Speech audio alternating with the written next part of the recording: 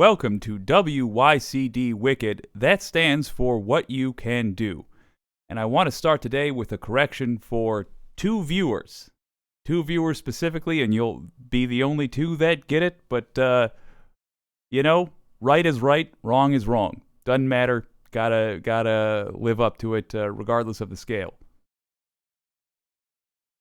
Yeah, I don't see it either now that I'm looking. I added in the mustache, because, if you squint,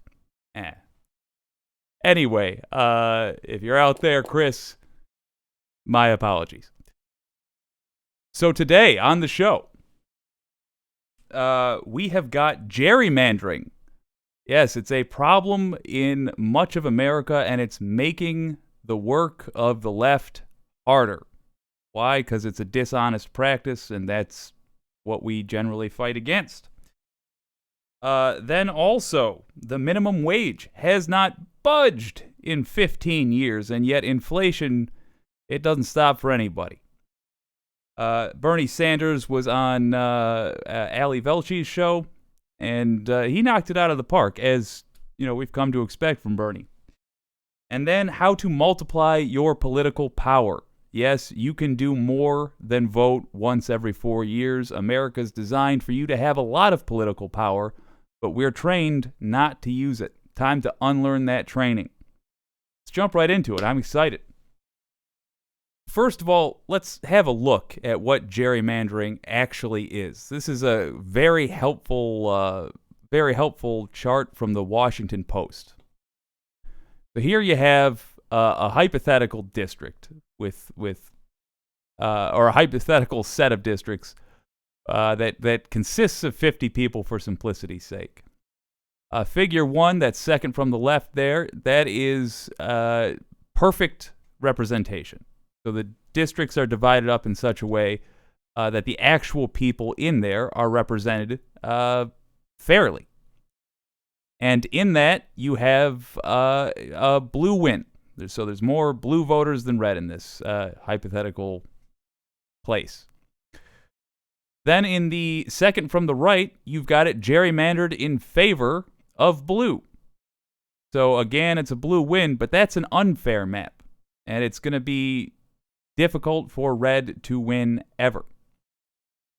And then finally, you have something that looks more like our current system in a lot of states.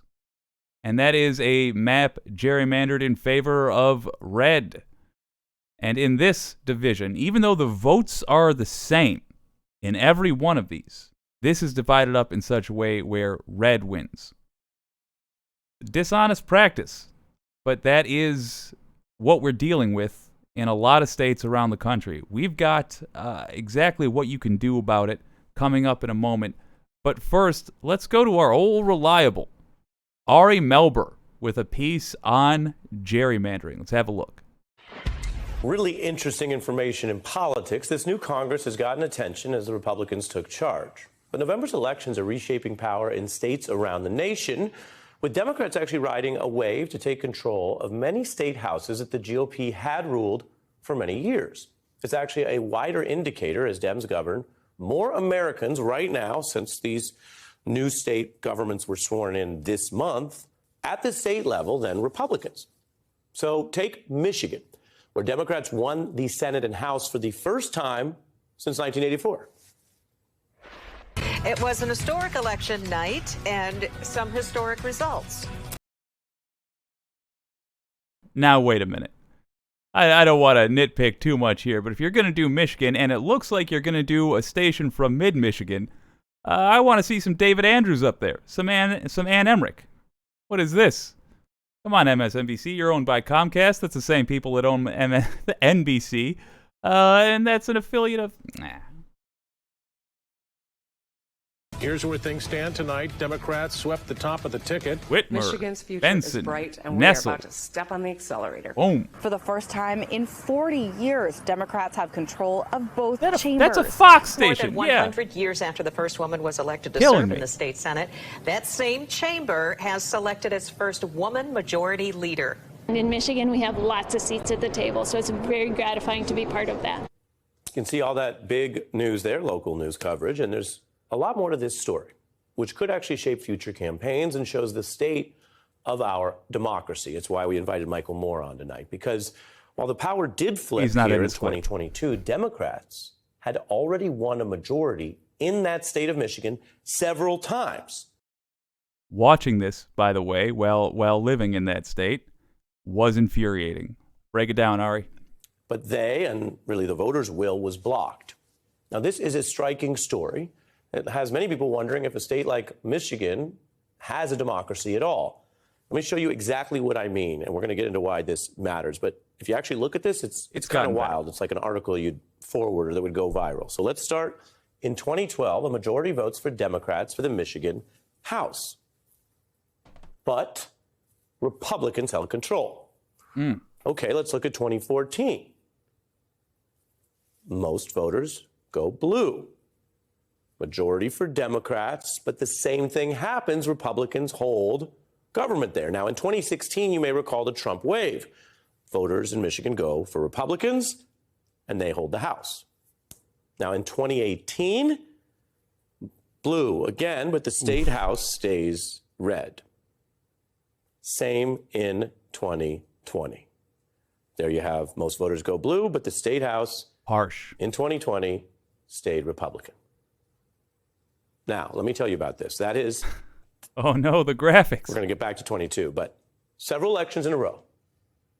What you see there, Republicans win, Republicans hold the House. Democrats win, Republicans hold the House almost every time. Now, that is just repeating over and over a thing where people go and vote, and then you have an undemocratic outcome. The majority will thwart it. Now, we'll show this up for you again, because, again, we've done some work to pull all these numbers. The 2022 you see at the bottom is the only time where you have a blue check, and then you actually have a blue state house. That's a lot of times. That's a big state. That's the reality for millions of people. This is wild, even if this is new to you. Again, the faces that I'm feeling. Even if you don't live. There we go. We're going to be nice. So why did that happen? Why did that change? You know what? I can't remember if he talks about it in this clip. We're certainly going to get to it, though, in a moment. But let's give him a chance, because Ari Melber usually knocks this out of the park. Michigan, I'm going to tell you why it's relevant, but this may not always be national news, but it's the context for so many election headlines that you see here, where Democrats win more votes in America, and then Republicans hold power and hold government. November 9th, many Democrats and Democratic supporters woke up to the reality of an election cycle that went in. What are they doing with wood? It's a local thing. In a way decidedly different from what they had hoped. Republicans go back into the legislature with an even bigger margin in the state house. It's time to accelerate and go even faster and get more done to reinvent our state. Protesters gathered outside Michigan State Capitol on Wednesday largely to responsible speak for out the Flint against water what crisis, some say unless is a you ask the last-minute courts. power grab by Republican lawmakers. Republican lawmakers also took the final steps to try to restrict minimum wage and sick leave laws. There's that old chant, this is what democracy looks like. But if you're in Michigan there year after year, you're thinking, if this is what democracy looks like, what's the point of voting? Which, of course, is not my main takeaway here, but you could understand people feeling that way. Yeah, that is exactly what it felt like. There's 2 minutes left in this clip. I have the link in the description, certainly. But what happened in 2018? Well, a referendum was passed that helped Michigan to kill gerrymandering, to end it in the state. It was a massive victory. That let us go from looking like that far right figure there to something a little closer to that figure second from the left. So what can you do? Therein lies the question. Well, you cannot let gerrymandering stand in your state. First, how do you find out if your state is gerrymandered? Well, links in the description. There are resources for this. There's websites that track this. They are linked below. And you can pull up your state in particular and have a look at something like this. What you are looking for is for who draws the districts. Now, there's Alabama. Who draws the districts there? The state legislature. It's not good. That is not what we want. There's a ton of other information available on those sheets. It's like one sheet that's a PDF that you can view for your state. But if your state draws the districts by the people who get elected, state legislature, probably not going to be a very democratic system that you have. What is something you would want to have instead? What would you want to see? Something like this, an independent redistricting commission, something made up of people who aren't getting elected. In Colorado, they've got it where it's a random draw of people who have voted, and it's I think it's 12 members, 4 registered with each of the 2 major parties, and et cetera, et cetera, et cetera. Redistricting commissions, they're abbreviated to IRCs. That's the way to go. So, do your work. Check your state. Make sure that your state has an independent redistricting commission. If it does not, here's how you change that. On the state level, because we're going to talk about federal level in a moment, but on the state level, what you can do is attend public meetings. There's a guide to that in the description, but you attend public meetings and say that you want an independent redistricting commission. I've even put a script in there. You simply talk, that might be for the federal. Regardless, you say it is not democratic that the people who get elected decide how they get elected. I want an independent redistricting commission for this state. When you're talking publicly, I mean, this would be at state meetings, essentially. But you can also email your representative and tell them that exactly. I have a new link for contacting representatives because it says everybody in the list that would be relevant to you, from president to your district representative. I highly recommend using that. It is a great way to multiply your political power, which we're going to get to in a full section in a moment. At the federal level, there is also work that can be done. We want to make this easier for all, so it doesn't have to be a battle state by state by state. We just want to get that golden snitch and get the instant win. Federal level is the way to go. Contact your senator. Tell them that you want you want federal redistricting laws put in place, regulations on redistricting put in place at a federal level. Got the script in the description. I recommend taking advantage.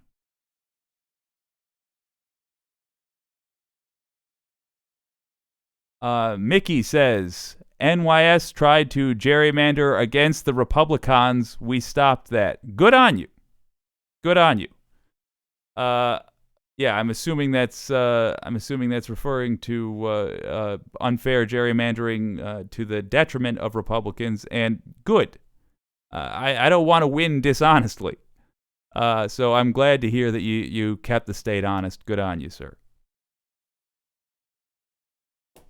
Well, Ali Velshi, who's been rising up in my estimation of cable news talking heads.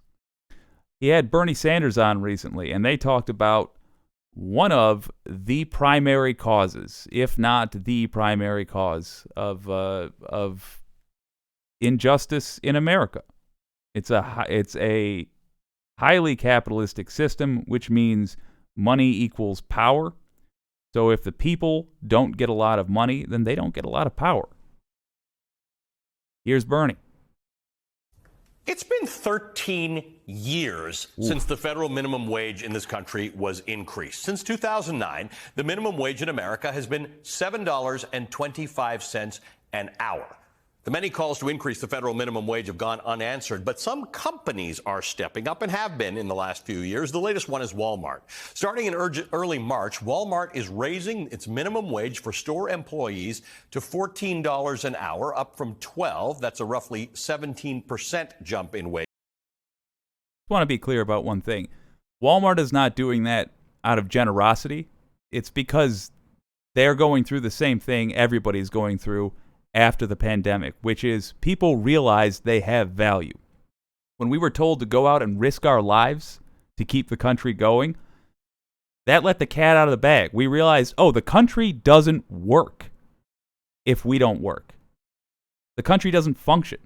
There was that moment where the rich who spent the last, at least my whole life, near in 4 decades, telling us that no, your dollar value is your value. That's it. You don't deserve anything else. If you're poor, if you're hungry, if your car doesn't work, you deserve that, and you're only worth that. Then there was a pandemic. They said, never mind. You're essential. You're essential to America. So we can risk our lives. We came out of that. Pandemic never really ended. We just decided we weren't going to fight it anymore, apparently. But we came out the other side of that being aware that we are in fact essential. And if we're half-starved, skipping trips to the doctor, unable to pay for college, our own college, much less our hypothetical kids if we can ever afford to just have a child. Came out the other side of it with a new understanding of our value. So, Walmart did not have a choice. Be clear about that. Also be clear, any community with a Walmart in it is going to get a massive boost in its local economy. That is how this works. That is why when there's a serious financial crisis, giving checks to Americans is what solves it. Not corporations in America, but Americans. Not billionaires, but human beings. That's what solves it. I'm going to let this continue. The company's decision will push average hourly wages to over $17.50. That means 340,000 store employees will get a raise, representing 21% of Walmart's 1.6 million employees in the United States. Remember that Walmart is the largest private employer in the country. In his note published on the company's website, the CEO, John Furner, said he's focused on investing in employees through higher wages and new opportunities to help grow their careers. Now, this news comes as the U.S. job market remains extremely tight with an Sorry, that corporate talk kills me. Oh, my God. Investing in employees to further their yada, yada, yada, yada. You had to. You got your arm twisted and you had to, in other words. Employment rate of 3.5% in December. Joining me now is the Senator Bernie Sanders of Vermont, the new chairman of the Senate Health, Education, Labor, and Pensions Committee. He's a major proponent, always has been, of raising the federal minimum wage. He's also the author of a new book, It's Okay to Be Angry About Capitalism, which comes out next week. Senator, good to see you again. Thank you for being. I desperately hope that is in audiobook book form. I wear these puppies all the time. I would love to. I would love the audiobook read by Bernie. Can you imagine how it would sound for like 8 hours, me yelling in your ears? For some reason, that's got to have a ton of appeal to me. With us this morning. Thank you for having me. Look, you've been making the argument, as have many people, for a legislative fix for the federal minimum wage to actually be higher than it is. For better or for worse, the tight labor market has caused this to happen among some of the country's major employees. Are you okay with the market having addressed some of the things that you were hoping to address through legislation? The reason that Walmart has raised the minimum wage is, you know what, you can't find labor in many parts of this country for 10 or 12 bucks an hour, the wages that they have been providing. So they have done in their own self-interest that, hey, we need workers. Let's raise it to at least $14 an hour. But that is not enough. A couple of years ago, we fought to raise the minimum wage to $15 as a result of inflation in real dollars. That should be at least $17 right now. Here's the bottom line. You got over 60% of the people in this country living paycheck to paycheck. Tens of millions are working at starvation wages. It is not too much to ask that in the wealthiest country on earth, where we have massive income and wealth inequality, people on top doing phenomenally well, to say that in America, if you're working 40 hours a week, you're not living in poverty. $14 an hour is not going to do it. We got to raise the minimum wage to a higher level than that, and I'll do my best to make sure that happens. Other point that I want to make, and everybody should know this.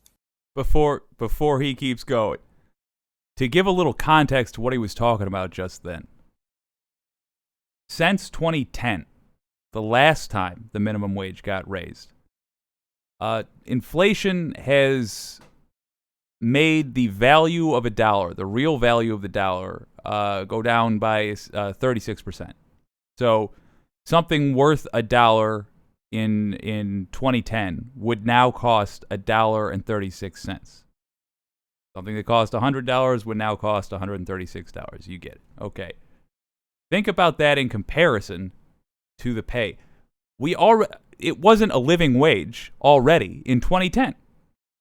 Now it's a living wage minus less than a living wage minus 36%. It's ridiculous. Somebody who's working full-time 40 hours a week at the federal minimum wage would make about $15,000 a year. Can you fathom trying to survive on $15,000 a year?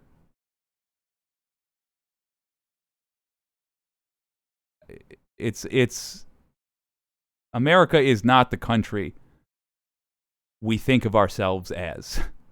We're like a guy remembering when we were in our freshman year of college and we had a six-pack and we don't see the gut looming over our belt because we refuse to look in the mirror.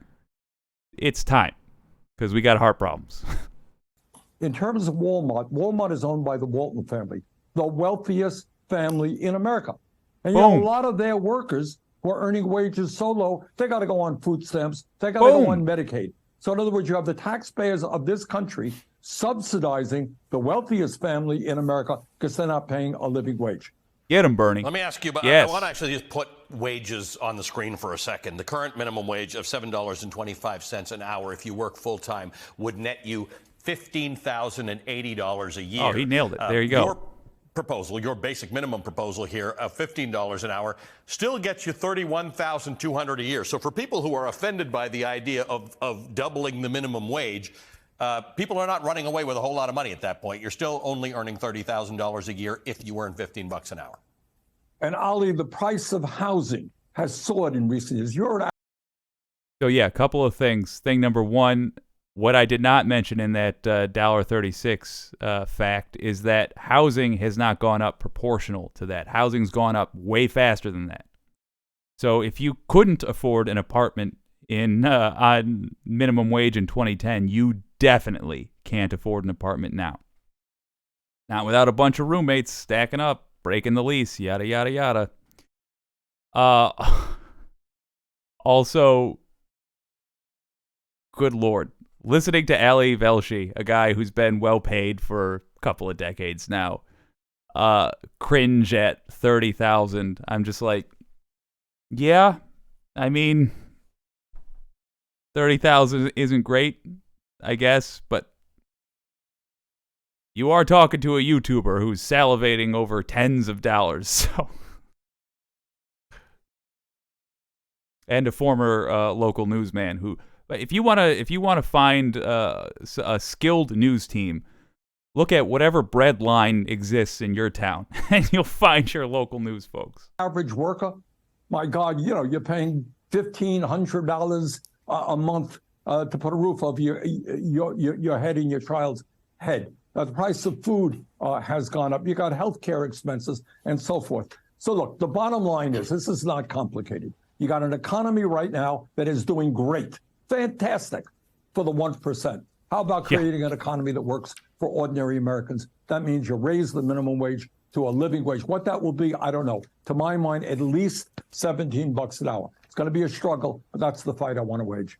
Let me ask you about Social Security. There are concerns amongst members of the new majority in the House that the Social Security Trust Fund will not be fully funded by 2030. I did not hear this part. Interesting. Let's see what he has to say.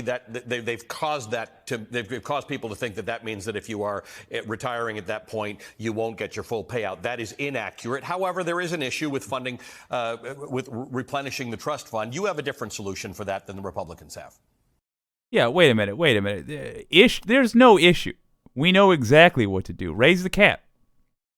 Make somebody who's wealthy pay more than somebody who is not wealthy. It's pretty simple. I bet that's where we're going with Bernie. In fact, I think I heard that first from Bernie. So let's hear these guys over in the House, some of them, not all, think that the solution is at a time when so many seniors, we don't talk about this enough. You got people who are trying to make it on Social Security, $15,000, $18,000 a year. You can't. So the solution is not what some Republicans want, to cut Social Security. The solution is to lift the cap on taxable income coming into the trust fund. Right now, we have an insane, really absurd situation. Person X makes $10 million a year. Person Y makes $160,000 a year. Both contribute exactly the same amount of money into the Social Security Trust Fund. If you lift that cap, as our legislation proposes, start at $250,000, you will have Social Security solvent for the next 75 years, solves the problem entirely, and raise benefits for lower income seniors. So that's the fight that we are waging. We're going to introduce that legislation this week. Okay, well, I wish I had watched all of that. I generally try to only watch the first couple of minutes of these so I can be sure they're talking about the thing I want them to talk about. There's an argument for watching the whole thing because the idea being I can give a natural reaction. But man, I wish I would have put links to that legislation in the comments or in the description. So here's the deal. That legislation that he's talking about, this is probably worthy of a separate video. Anyway, back it up. I would say right into your representatives, your senator, your actual district representative, and tell them that you support it and you want them to support it. Because I cannot think of any American, anyone I have met who isn't a politician specifically taking bribes from corporations that isn't in favor of keeping Social Security going. And it's a real easy way to do it. I am absolutely fine with any solution that starts with, well, we tax the rich. Yup, that's a great way to handle it. All right, full video is linked in the description. Definitely worth checking out. Bernie Sanders never disappoints. Every time I see him on a major news network, he's speaking the truth, and I'm delighted by it. So there's an impression in the country that your only way of creating change that you want to see is to vote every 2 years. In fact, a lot of folks think it's to vote every 4 years. Not so. Let's talk about multiplying your political power. So first of all, if you're voting once every 4 years, you're only involved in the presidential elections, you're leaving power on the table. Obviously, vote in the midterm elections. Vote every 2 years. But even that is leaving power on the table. Think of it like this. Instead of a binary, where it's we either won or we lost, think of it like you're trying to pull things in your direction. Here's where current representation is right now, and you want to drift it as far this way as you can. You don't just do one tug in this direction every 4 years. Start by doing it, all right, now every 2 years. So now you're getting your voice heard, like, for example, in the midterm elections. Then go a little bit more, vote in the primaries so that the candidates on the docket, the candidates that you have to choose from, are more likely, not guaranteed, but more likely to be someone who represents you. And even if your candidate doesn't win, the winning candidate will note it, will make a note of how well their competition did. And their policy is likely to reflect that, because they're going to want to pump up those people that are theoretically their voters in the general. A lot of times you hear people swing towards the center. They'll what do they say? They primary left and then general, or they primary left and then general towards the center. Well, if the most progressive candidate nearly wins but doesn't win, you can be assured that that centrist is going to try to appeal to those lefties to motivate them to show up.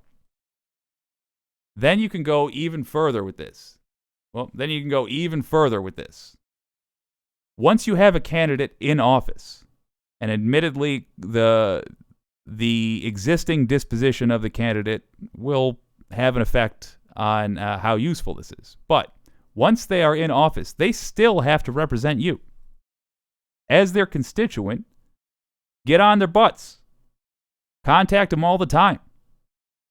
Be loud. Be a presence in their life, simply by calling and emailing and being persistent. That is multiplying your political power, because it is making things more like how you want them to be all the time. And you can do that constantly. You can do it every day if you want. I recommend personally once a week. Pick a cause, pick a person, email them, tell them what you want. Keep it to 2 sentences. I'm blank. This is what I want done. I'm your constituent. Here's how you can represent me. It is a great way to multiply your power. Let's have a quick look at the primary turnouts. This is an article from CNN. This is about the recent elections. Using my method, 53% of people voted in Republican primaries this year, compared with 47% who voted in Democratic primaries in 40 states. Ooh, stand by for just a moment while we deal with minor technical issues, assuming I am still on the stream.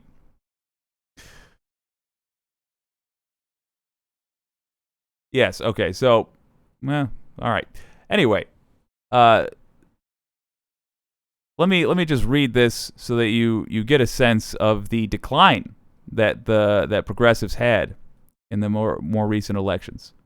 Using my method, 53% of people who voted in Republican primaries this year, compared with 47% who voted in Democratic primaries in the 40 states I studied. This is the author speaking, obviously.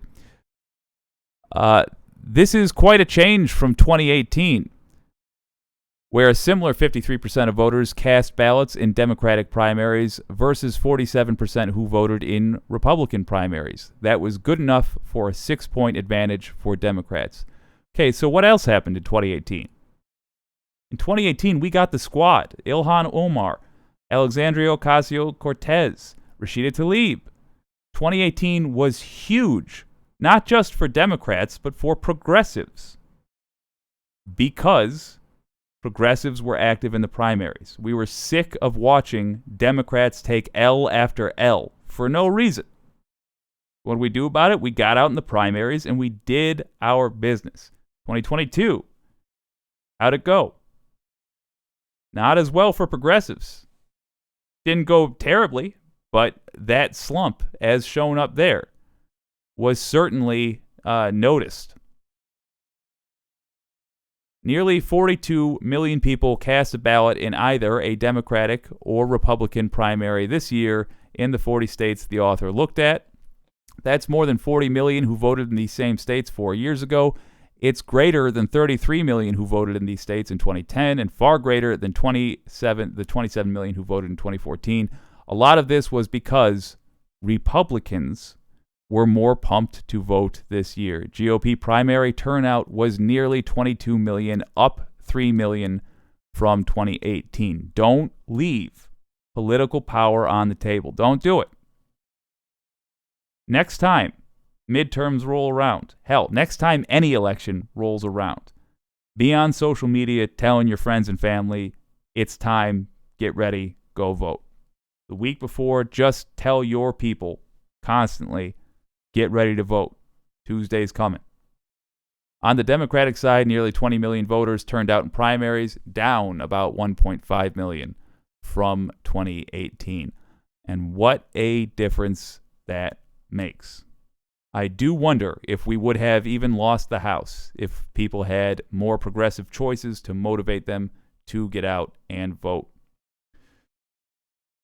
That's unfortunate, but the good news is there is, of course, always something you can do. Let's go over it again so that it's clear. It's easy to remember. What can you do? Get involved in primaries. We have an election coming up in 24.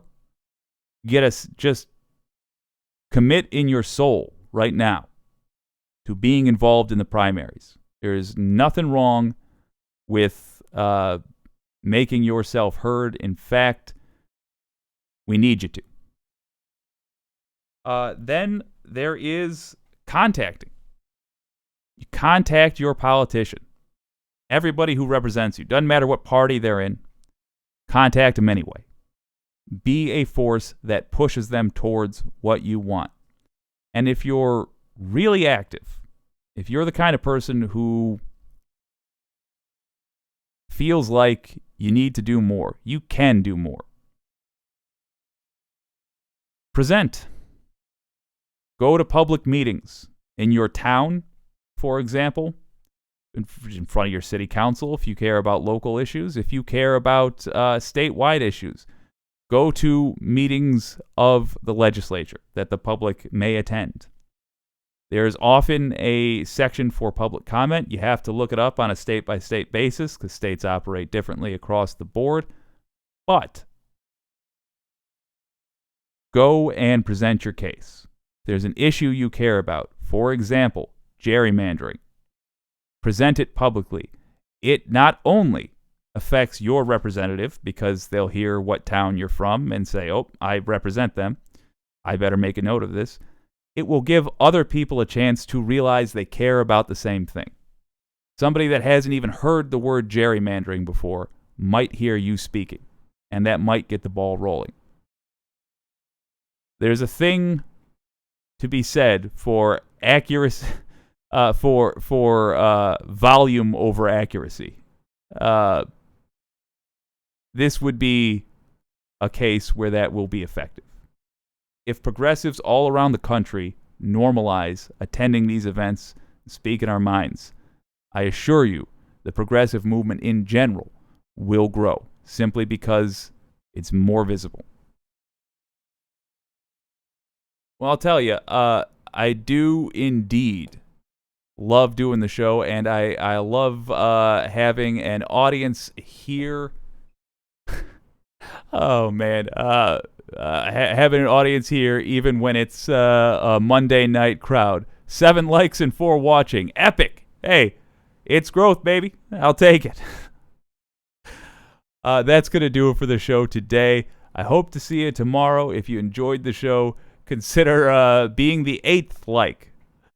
And of course, I hope you'll consider subscribing as well.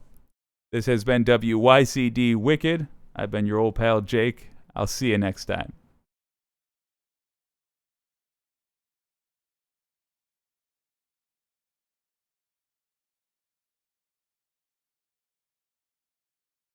Yeah, do you